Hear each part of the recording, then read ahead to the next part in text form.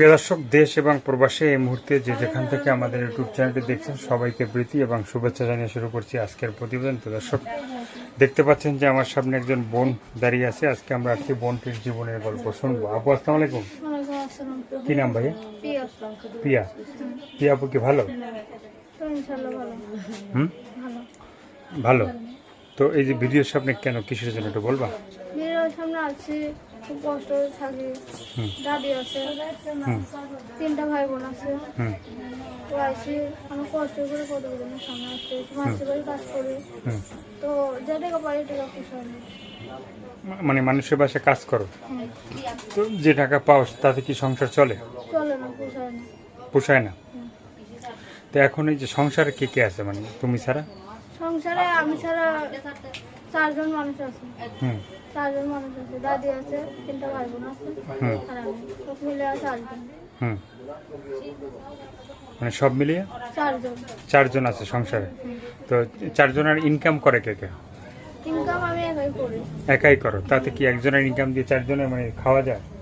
খাওয়া যায় না বলে তাই জন্যই তো প্রতিবেদন হয়েছে। তো চলে না তো। তো এখন কি লেখাপড়া করছিলে? না না, লেখাপড়া করিনি। তো প্রতিবেদন আসলে কি টাকা পয়সা পাওয়া যায়? প্রতিবেদনে অনেক মানুষই তো প্রতিবেদন করতেছে। তো অবশ্য সবাই বলতেছে তুমি এত বছর একটা মেয়ে প্রতিবেদনের সামনে দাঁড়াও, দেখো কি হয়। এই যে অনেক আসলে অনেক স্বপ্ন নিয়ে প্রতিবেদন আছে। এই স্বপ্ন নিয়ে যে আসছে, এই স্বপ্ন তো অনেক মেয়েরা মানে স্বপ্ন ভঙ্গ করে দিয়েছে, মানে প্রবাসী ভাই বা দেশের ভাইদের মানে প্রতারণা করতে করতে, ধোকা দিতে দিতে। তো কেউ এখন বিশ্বাস করতে চায় না। অবশ্য আমার ভাইয়েরা বিশ্বাস করবেন, আমি কখনো প্রতিবেদনের সামনে আসিনি, নতুন প্রতিবেদনের সামনে আসছি। নতুন আসছো? তো এই নতুন আসছো, তোমাকে যদি কেউ যোগাযোগ করতে চায়, তোমার ফোন নাম্বারটা পাশে থাকলে ফালতু কথা বলবেন না, আশা করি। আর যে ঘন্টন দিবেন, ভালো মন দিয়ে ফোন দিবেন, আমি খুব খুশি হব। খুশি হবা। প্রেম করছো? না। হ্যাঁ, না। করবা এখন? এখন যদি মনে করো মনের মতো মানুষের জীবন সঙ্গিনী বানিয়ে একসাথে প্রেম করবো। তার সাথে প্রেম করবা? বিয়ে করবা তাকে নাকি? হ্যাঁ, বিয়ে করবো। আর কিছু বলার আছে? না, কিছু বলবো না।